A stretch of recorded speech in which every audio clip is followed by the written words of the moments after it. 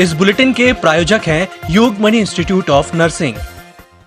मध्य प्रदेश की सबसे बड़ी कावड़ यात्रा सोमवार को संस्कारधानी जबलपुर में भव्यता के साथ निकाली गई। लाखों की संख्या में कावड़िए सुबह मां नर्मदा के तट ग्वारी घाट पहुंचे और कावड़ में जल लेकर 35 किलोमीटर दूर लंबी कावड़ यात्रा के लिए बम भोले के जयकारों के साथ निकल पड़े। विगत कई वर्षों से संस्कारधानी में आयोजित की जा रही इस ऐतिहासिक कावड़ यात्रा में इस बार रिकॉर्ड 2 लाख से अधिक कावड़िए शामिल हुए। Golden book of world record से नवाजी गई दुनिया की सबसे बड़ी कावड़ यात्रा, संस्कार कावड़ यात्रा, ये 12वां वर्ष उसका है। इसके पूर्व 2 साल वैश्विक आपदा कोरोना के चलते शासन की गाइडलाइन के हिसाब से वो यात्रा संपन्न हुई। मां नर्मदा के जल संरक्षण का देश दुनिया में अनोखा संदेश देती है, पर्यावरण के संरक्षण का अनोखा संदेश देती है और 12वीं जो कावड़ यात्रा हमारी है इसी बात का संदेश देते हुए समस्त सदगुरु भैया जी सरकार के उन विचारों को आत्मसात करते हुए मां नर्मदा के तट से लेकर कैलाश धाम मंदिर तक संपन्न हुई। रांची लाला लाजपत राय वार्ड क्रमांक 70 के गांधी चौक स्थित मोहनिया की नई खुली शराब दुकान का विरोध लगातार क्षेत्रीय लोग कर रहे हैं। जहां शराब दुकान बंद करने को लेकर आज फिर बड़ी संख्या में क्षेत्रीय महिलाएं और पुरुष शराब दुकान को बंद कराने के लिए धरने पर बैठकर नारेबाजी की। इसी दौरान झमाझम बारिश का दौर भी शुरू हो गया। इसके बावजूद भी धरने पर बैठे प्रदर्शनकारियों का धरना चलता रहा। स्कूल जाते हैं यहाँ पे इंसान लोग यहाँ लड़के खड़े रहते हैं, हम लोग देख के वैसे ब्रेक करते हैं, कार के बाहर भागते। कौन से स्कूल में पढ़ते हैं? मदद है। कहाँ पे है ये? यहाँ 5 मिनट का रास्ता है। तो बंद होना चाहिए। हाँ बंद होने चाहिए, हो ही नहीं रहा है। कलारी हटनी चाहिए क्योंकि बेटियों की इज्जत का सवाल है ये। मोहनिया से हम लोग यहाँ पे बच्चियाँ पढ़ने जाती है सारे स्कूल, वो बच्चियाँ बोली हम स्कूल नहीं जाएंगे डर के मारे। दारू पीकर सुबेरे से खड़े हो जाते हैं शराबी लोग, गाली गलौज करते हैं। शराब की दुकान है तो दूसरी दुकान खोलने का क्या औचित्य है? और सबसे महत्वपूर्ण चीज़ ये है कि एक ये आम रास्ता है और यहाँ से कुछ ही दूरी पे क्लास 1 से लेके 12 तक की क्लासेस हैं जहाँ पे बच्चियाँ जाती हैं। यहाँ पे गांधी चौक है जहाँ गांधी जी की प्रतिमा है, यहाँ से आने जाने में लोगों को डर है, इसी वजह से ये लोग विरोध। और जब ऑलरेडी एक दुकान है तो दूसरी खोलने का ये भाजपा सरकार चाहती क्या है? बोलती तो बड़ी है कि बेटी बचाओ बेटी पढ़ाओ और शराब की दुकानें खुला रही। एक कम से कम रोजगार खुलवा दें। हम तो शासन से मांग कर रहे हैं कि ये शराब की दुकान ही बंद होना चाहिए सारी। Yogmani institute of nursing, Jamdar hospital Jabalpur. Nursing के क्षेत्र में करियर बनाने का सुनहरा अवसर। प्रवेश प्रारंभ BSc nursing, post basic BSc nursing, GNM। पता 198/2 Raigwa, ward number 72, Arihant warehouse के पीछे, पाटन बाईपास चौक के पास, जबलपुर। जबलपुर शहर के लोगों को स्वास्थ्य के प्रति जागरूक करने के लिए सरकार के अलावा अब निजी संस्थाएं भी आगे आने लगी हैं। इसी के तहत जबलपुर की एक निजी संस्था मेट्रो प्राइम ने इस और कदम बढ़ाया है।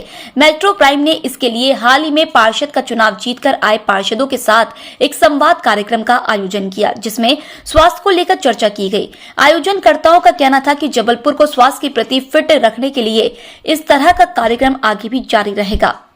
हमारे द्वारा निश्चित तौर पर लगातार जबलपुर में स्वास्थ्य के क्षेत्र में जागृति लाने के लिए संवाद कार्यक्रम का आयोजन किया जा रहा है। इसी तारतम्य में इसी कड़ी में हमने कैंट विधानसभा के नागरिकों का संवाद कार्यक्रम रखा, जिसमें अभी विजय होकर आए हुए, जीत के आए हुए पार्षदों का सम्मान समारोह भी था और साथ में यह संदेश देने का प्रयास भी था कि उनके वार्ड के लोग और कैसे आगे जाके स्वस्थ रहें और कहाँ कमी है जबलपुर को स्वास्थ्य के क्षेत्र में आगे लाने के लिए। उनसे इस बात में संवाद किया, अपने विचार रखे, उनके विचार जाने और हमारा ये प्रयास लगातार जारी रहेगा और हम कोशिश कर रहे हैं कि जबलपुर फिट जबलपुर के रूप में बदले। इसके लिए हमारा प्रयास और हम करेंगे और ऐसे संवाद कार्यक्रम करके लोगों को जागरूक करें। मेट्रो हॉस्पिटल में संवाद के कार्यक्रम में सम्मिलित होने का अवसर प्राप्त हुआ। सौरभ बड़ेरिया जी और डॉक्टर सुनील मिश्रा जी और हमारे नवनिर्वाचित कैंट के पार्षदों के साथ और कार्यकर्ताओं के साथ हमने इस संवाद कार्यक्रम में संवाद के माध्यम से स्वस्थ कैसे रहें और आने वाले समय में लोगों को स्वस्थ कैसे रखें, उस जो कंसेप्ट को लेकर यह हॉस्पिटल आगे बढ़ रहा है उसके बारे में विस्तार से जानकारी सौरभ जी ने दी और पार्षदों का, नवनिर्वाचित पार्षदों का आज इस अवसर पर सम्मान भी किया गया। निश्चित रूप से कोई भी हॉस्पिटल मरीज अधिक हो इसकी चिंता करता है, लेकिन मेट्रो हॉस्पिटल में सोलर पड़ेरिया जी स्वस्थ लोग कैसे रहें, पहले से ही स्वस्थ कैसे रहें, इस कंसेप्ट के साथ जो चिंता कर रहे हैं, ये आने वाले समय में फिट जबलपुर और स्वस्थ जबलपुर का के लिए मील का पत्थर साबित होगा। मैं बहुत शुभकामनाएं देता हूँ, बधाई देता हूँ। आधारताल अंबेडकर कॉलोनी के निर्भय नगर भट्टा मैदान के पास लगा हुआ बिजली का पोल लोगों के लिए मुसीबत बनता जा रहा है। मध्य प्रदेश विद्युत मंडल के अधिकारी इस ओर ध्यान नहीं दे रहे हैं। क्षेत्र के लोगों का कहना है कि खंबे को यहां पर लगा दिया गया था, लेकिन खंबे को खड़े करने के लिए जिस मजबूती की जरूरत जमीन पर बनाई जानी थी वह धराशायी हो चुकी है और खंबा लगातार तिरछा होता जा रहा है और नीचे से मजबूती भी गायब हो चुकी, जिसके चलते खंबा कभी भी गिर सकता है और बिजली के खंबे में लगी हुई बिजली की तार की चपेट में लोग आ सकते हैं और कोई बड़ा हादसा भी हो सकता है। लेकिन सीएम हेल्पलाइन और एमपीवी में कई बार सूचना देने के बाद भी अधिकारी इस ओर ध्यान नहीं दे रहे हैं। अगर इस बिजली के पोल को समय रहते हुए दुरुस्त नहीं किया गया तो कभी भी बड़ी जनहानि हो सकती है। अभी तक खंबे पे कोई कार्रवाई नहीं हो पाई। अभी तक इसमें काफ़ी दिन से परेशान हूँ, मैं कब से कंप्लेंट कर रहा हूँ, अभी तक इसमें कोई कार्रवाई नहीं हो पाई। कभी भी खंबा गिर सकता है। एमपीवी में रही कंप्लेंट और 181 में रही कंप्लेंट, कभी भी गिर सकता है खंबा, कंप्लेंट हो चुकी है। हमारे द्वारा और क्षेत्र के जनों के द्वारा एमपीवी में लिखित आवेदन दिया गया है, तो उस पर भी कोई सुनवाई नहीं हुई है।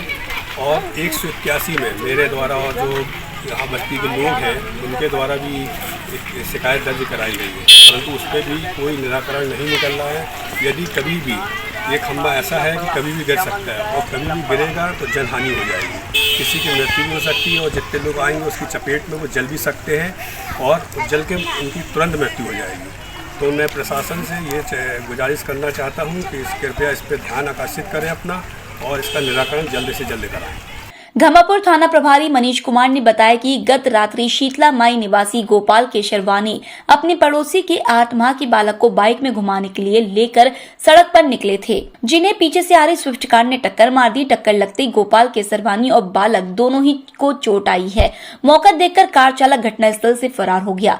घमापुर थाना पुलिस ने जब कार को कब्जे में लेकर उसके चेसिस एवं नंबर की जाँच की तो कार में लिखा हुआ नंबर फर्जी पाया गया। वहीं दूसरी ओर कार के अंदर एक और नंबर प्लेट भी पुलिस ने बरामद की। पुलिस का मानना है कि यह कार नंबर प्लेट बदलकर अवैध व्यापार में संलिप्त हो सकती है। पुलिस मामले की जांच कर फरार आरोपी को गिरफ्तार करने का प्रयास कर रही है। मैं गोपाल केसरवानी शीतला माई मंदिर के सामने रहता हूँ, इवेंट एंड प्रमोशन का काम करता हूँ।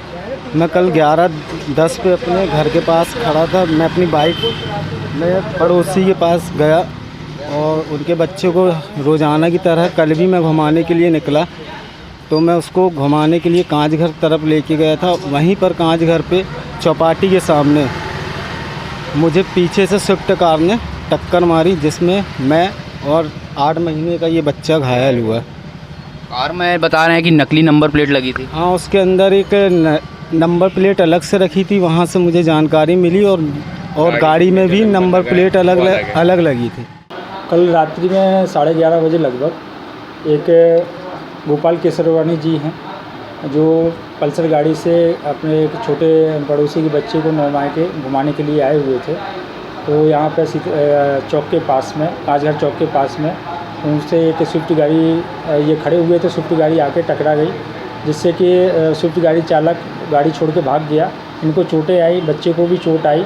जो थाने आए, बच्चे को इलाज हेतु उन्होंने प्राइवेट अस्पताल में कराया और उसके उपरांत इसमें अपराध पंजीबद्ध होकर गाड़ी जो थी उस समय जो उन्होंने नंबर देखा था वो MP20 CE 3436 था।